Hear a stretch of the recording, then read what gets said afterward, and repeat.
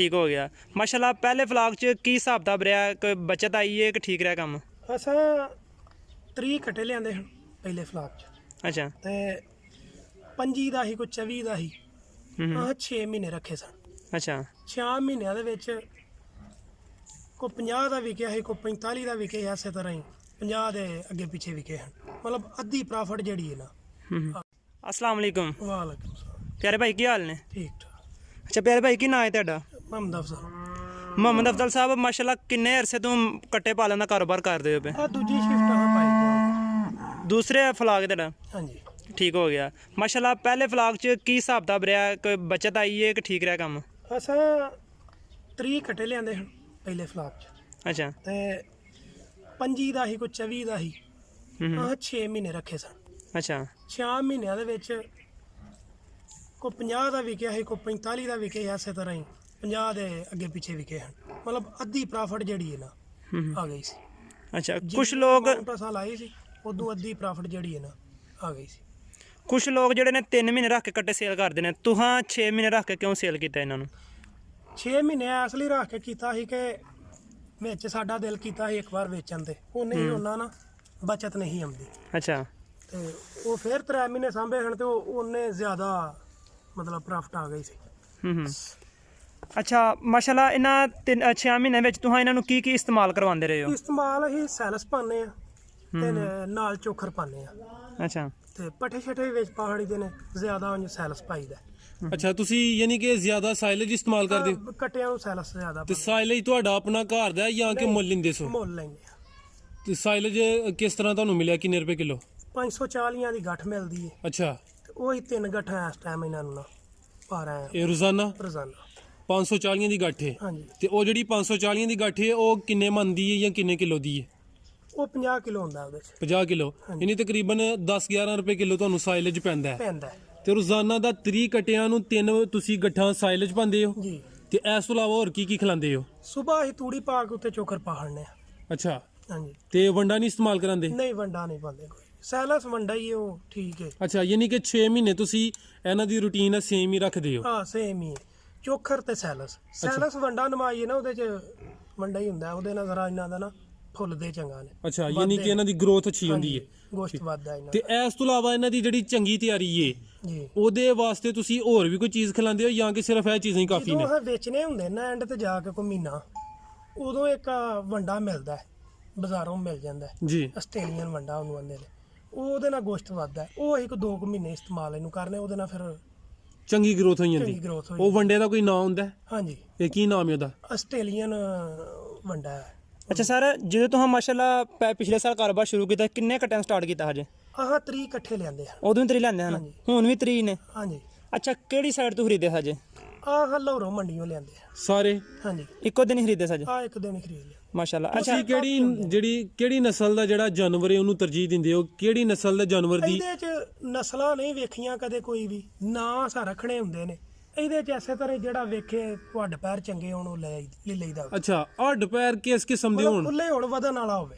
ਅੱਛਾ ਜਿਹਦੇ ਹੱਡ ਪੈਰ ਖੁੱਲੇ ਹੋਣ ਉਹਦੀ ਗਰੋਥ ਅੱਛੀ ਹੁੰਦੀ ਹੈ? ਬਿਲਕੁਲ ਵਧਣ ਵਾਲਾ, ਉਹ ਵੇਖ ਲਈਦਾ ਕਿ ਕਿਹੜਾ ਵਧਣ ਵਾਲਾ ਜਾਂ ਕਿਹੜਾ। ਤੇ ਕਿੰਨੇ ਵਜ਼ਨ ਜਾਂ ਕਿੰਨੀ ਉਮਰ ਵਾਲਾ ਤੁਸੀਂ ਕੱਟਾ ਲਿੰਦੇ ਹੋ? ਆਹ ਤੁਹਾਡੇ ਸਾਹਮਣੇ ਹੀ ਨੇ। ਆਹ ਕੋਈ 24 ਦਾ, ਕੋਈ 25,000 ਦਾ। ਅੱਛਾ ਇਹ ਤੇ ਕੀਮਤ ਇਹਨਾਂ ਨਹੀਂ ਹੈ, ਤੁਸੀਂ ਖਰੀਦੇ ਨੇ। ਹਾਂ ਤੇ ਲਿਆਂਦੇ। ਇਹਨਾਂ ਦੀ ਵਜ਼ਨ ਜਾਂ ਉਮਰ ਕਿੰਨੀ ਕੇ? ਉਮਰ ਇਹਨਾਂ ਦੀ 2-2, 1.5-1.5, 2-2 ਮਣ ਹੈ ਨੇ। ਇਹਨਾਂ ਨੂੰ ਲਿਆਂਦਿਆਂ ਨੂੰ ਸਾਨੂੰ ਮਹੀਨਾ ਹੋ ਗਿਆ। ਅੱਛਾ ਤਕਰੀਬਨ 2 ਮਣ ਦਾ ਉਹਨਾਂ ਦਾ ਵਜ਼ਨ ਹੈ। ਆ 1.5 ਮਣ ਦਾ, ਕੋਈ 2 ਮਣ ਦਾ, ਕੋਈ ਮਣ ਦਾ। ਅੱਛਾ ਇਹ ਜਿਹੜਾ ਵਜ਼ਨ ਤੁਸੀਂ ਕਹਿੰਦੇ ਹੋ, ਇਹ ਜਿਹੜਾ ਜ਼ਿੰਦਾ ਵਜ਼ਨ ਇਹਨੂੰ ਕਹਿੰਦੇ ਹੋ ਜਾਂ ਗੋਸ਼ਤ ਨੂੰ ਕਹਿੰਦੇ ਹੋ? ਨਹੀਂ ਐਸੇ ਤਰ੍ਹਾਂ ਹਾਂ ਤਾਂ ਕਦੇ ਏਡਾ ਤਜਰਬਾ ਨਹੀਂ ਕੀਤਾ, ਇੰਜ ਵੇਖ ਕੇ ਹੀ ਅਸੀਂ ਤੇ ਹਿਸਾਬ ਲਾ ਲੈਨੇ ਹੋ ਰਹੀ ਕਿਹੜੇ ਕਸਾਈ ਆ। ਅੱਛਾ ਯਾਨੀ ਕਿ ਇੰਜੀ ਅੰਦਾਜ਼ਾ ਹੈ ਤੁਹਾਨੂੰ, ਇੰਜੀ ਹਿਸਾਬ ਲਾ ਲੈਂਦੇ ਹੋ। ਬਿਲਕੁਲ। ਠੀਕ ਹੈ। ਆਪਣੀ ਖਰੀਦਦਾਰੀ ਦੇ ਮੁਤਲਕ ਥੋੜਾ ਮਜ਼ੀਦ ਦੱਸੋ। ਜਦੋਂ ਤੁਸੀਂ ਜਾਨਵਰ ਲੈਂਦੇ ਹੋ ਉਹ ਮੰਡੀ ਵਿੱਚ ਕਿਹੜੀਆਂ ਗੱਲਾਂ ਦਾ ਖਿਆਲ ਰੱਖ ਕੇ ਤੁਸੀਂ ਜਾਨਵਰ ਖਰੀਦਦੇ ਹੋ? ਇਹਨਾਂ ਦਾ ਤਾਂ ਏਡਾ ਕੋਨੇ ਖਿਆਲ ਰੱਖੀਦਾ। ਤੇ ਮੱਝਾਂ ਜਦੋਂ ਖਰੀਦੀ ਦੀਆਂ ਹਨ ਉਦੋਂ ਵਾਵਾ ਗੱਲਾਂ ਦਾ ਗੌਰ ਕਰੀਦਾ ਕਿ ਕਿਹੜਾ ਡੰਗਰ ਚੰਗਾ ਜਾਂ ਕਿਹੜਾ ਜਾ ਕੇ ਦੁੱਧ ਦੇਗਾ। ਉਹ ਜੂ ਵੀ ਵੇਖਣੀ ਪੈਂਦੀ ਹੈ ਤੇ ਉਹ ਵੇਖਣੀ। ਇਹਨਾਂ ਦਾ ਏਡਾ ਕੋਨੇ ਮਾਮਲਾ ਹੁੰਦਾ। ਹਾਂ 6 ਮਹੀਨੇ ਰੱਖ ਕੇ ਅਗਾ ਦੇਣ ਹੁੰਦੇ ਨੇ, ਗੋਸ਼ਤ ਤੇ ਕਰ ਲੈਂਦੇ ਨੇ। ਅੱਛਾ ਇਹਦੇ ਚ ਨਸਲ ਦੀ ਕੋਈ ਏਡੀ ਜ਼ਰੂਰਤ ਹੁੰਦੀ। ਅੱਛਾ ਸਰ, ਇਹ ਤੁਸੀਂ ਜ਼ਾਰੀ ਗੱਲ 3 ਬੱਚੇ ਲੈਂਦੇ ਹਨ, ਉਹ ਸੌਰੀ ਕੱਟੇ ਲਿਆਂਦੇ ਹਨ ਮਾਸ਼ਾਅੱਲਾ। ਇੱਕ ਕੱਟਾ ਤੁਹਾਨੂੰ ਪਰ ਹੈਡ ਕਿੰਨੇ ਦਾ ਪੈ ਗਿਆ ਸੀ ਜਦੋਂ ਖਰੀਦਿਆ ਸੀ? ਆ 25,000 ਦਾ ਪੈ ਗਿਆ। 25,000 ਦਾ? ਕਿੰਨੀ ਉਮਰ ਦਾ? ਉਮਰ ਤੇ ਇਹਨਾਂ ਦੀ ਕੋਈ ਵੀ ਪਤਾ, ਤੇ ਬਾਕੀ ਵਜ਼ਨ ਦੇ ਹਿਸਾਬ ਨਾਲ ਰੇਟ ਹੁੰਦਾ। ਉਮਰ ਨਾਲ ਰੇਟ ਕੋਈ ਨਹੀਂ ਹੁੰਦਾ।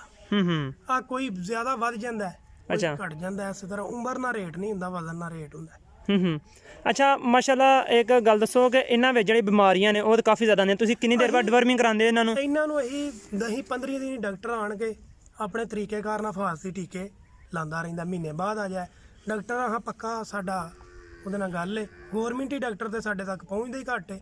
ਅਸਾਂ ਆਪਣਾ ਡਾਕਟਰ ਪਮੰਦ ਕੀਤਾ ਹੈ, ਉਹ ਮਾਲ ਦੇ ਵਿੱਚ ਆਉਂਦਾ, ਫੇਰਾ ਸ਼ੇਰਾ ਮਾਰ ਕੇ ਜਿਹੜੀ ਸ਼ਾਇਦ ਦੀ ਜ਼ਰੂਰਤ ਹੋਵੇ ਟੀਕਾ ਸ਼ਿਕਾ ਜੋ ਵੀ ਉਹ ਕਰਕੇ ਜਾਂਦਾ। ਉਹਨੂੰ ਸਰ ਤੁਸੀਂ ਕੋਈ ਮਹੀਨੇ ਬਿਲਕੁਲ ਮਹੀਨੇ ਦੇ ਤੇ ਨਹੀਂ, ਤੇ ਜੋ ਉਹਨੇ ਆਉਣਾ ਨਾ, ਜੋ ਉਹਨੇ ਲਾਣਾ ਇਹਨਾਂ ਨੂੰ ਟੀਕਾ ਸ਼ਿਕਾ, ਉਹਦੀ ਉਹਨੇ ਪੇਮੈਂਟ ਜਿੰਨੀ ਆਖਣੀ ਹੈ ਫਿਰ ਉਹਨੂੰ ਦੇ ਕੇ। ਅੱਛਾ 30 ਜਾਨਵਰਾਂ ਦਾ ਜਦੋਂ ਇੱਕ ਦਫਾ ਹੁੰਦਾ ਕਿੰਨੀ ਕੁ ਪੇਮੈਂਟ ਬਣ ਜਾਂਦੀ ਹੈ? ਉਹ ਟੀਕਿਆਂ ਦੇ ਹਿਸਾਬ ਨਾਲ ਕਦੇ ਉਹ 200 ਦਾ ਲਾ ਜਾਂਦਾ ਇਹਦਾ ਫੀ ਜਾਨਵਰ ਨੂੰ ਟੀਕਾ ਲੱਗਿਆ, ਕਦੇ 100 ਦਾ ਲਾ ਜਾਂਦਾ, ਕਦੇ ਹੁੰਦਾ 500 ਵਾਲਾ।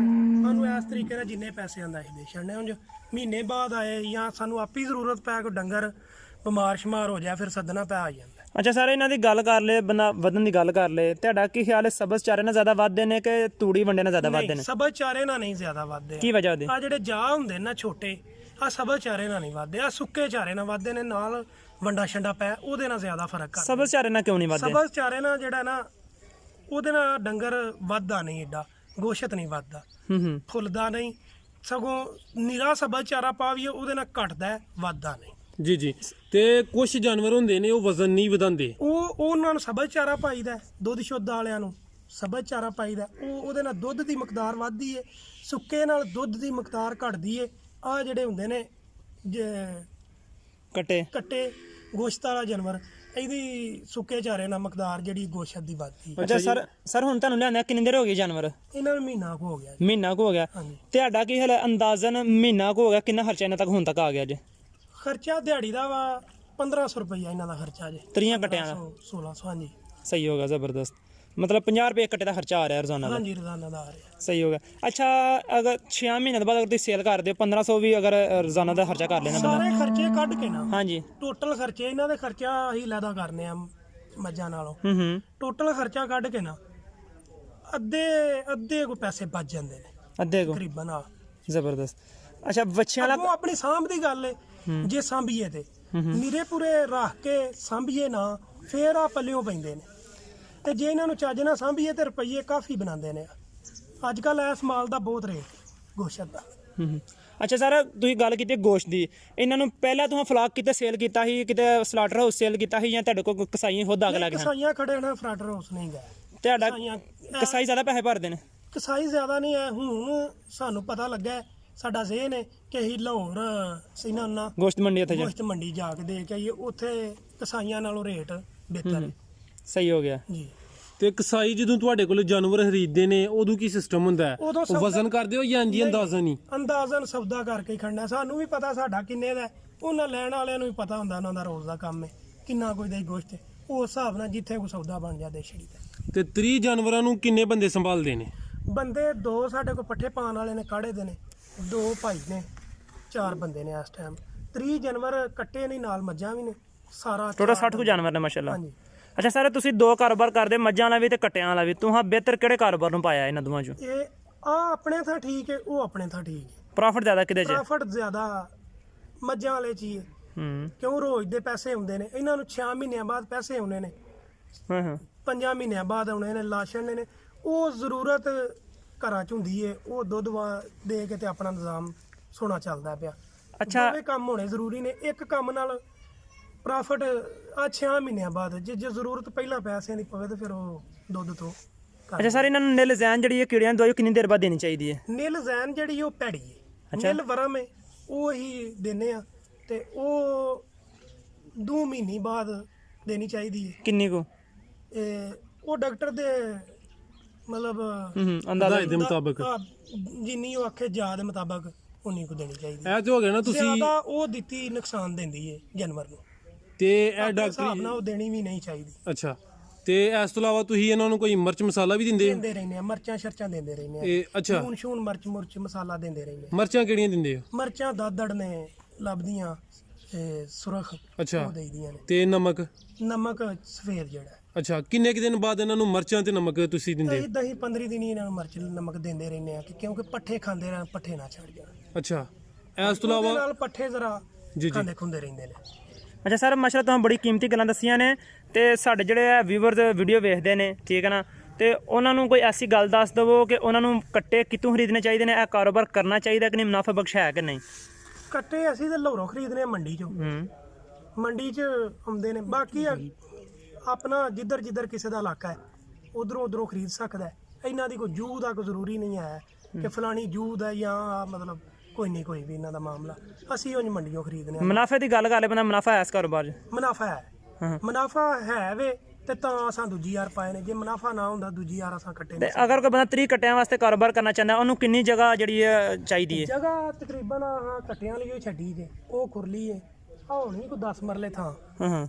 10 ਮਰਲੇ 30 ਕੱਟੇ ਰਹਿ ਸਕਦੇ ਨੇ? ਰਹਿ ਸਕਦੇ ਨੇ ਇਸੀ ਮੌਲ 'ਚ। ਖੁੱਲਾ ਥਾਂ ਵੇਖਿਆ ਜੇ ਪਏ ਹੈ ਸਾਰਾ ਮਾਸ਼ਾਅੱਲਾ। ਅਸੀਂ ਮਤਲਬ ਅੱਛਾ ਸਰ ਕੋਈ ਐਸੀ ਗੱਲ ਜਿਹੜੀ ਇਸ ਕਾਰੋਬਾਰ ਦੇ ਮੁਤਲਕ ਰਹਿ ਗਈ ਹੋਏ ਤੇ ਸਾਡੇ ਵੀਵਰ ਦਾ ਸਦਕਾ ਜਾਰੀਆ ਬਣ ਜੇ, ਉਹ ਇਸ ਵੀਡੀਓ ਸਾਨੂੰ ਦੱਸ ਦਿਓ।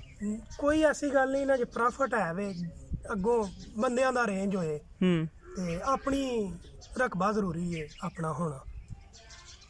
ਵਜ੍ਹਾ ਸਾਰਨਾ ਵੱਡੀ ਆ ਕਿ ਰਕਬਾ ਨਾ ਹੋਏ ਤੇ ਪੱਠੇ ਮੁੱਲ ਲੈ ਕੇ ਪਾਵੀਏ, ਵੰਡੇ ਵੀ ਮੁੱਲ ਲੈ ਕੇ ਪਾਵੀਏ, ਫਿਰ ਪ੍ਰੋਫਿਟ ਘੱਟ ਆਉਂਦਾ। ਜੀ ਸਰ ਬਹੁਤ ਸ਼ੁਕਰੀਆ ਜਨਾਬ, ਤੁਸੀਂ ਕੀਮਤੀ ਵਕਤ ਦਿੱਤਾ, ਬੜੀ ਅੱਛੀਆਂ ਗੱਲਾਂ ਦੱਸੀਆਂ ਨੇ। ਅੱਲਾ ਹਾਫਿਜ਼।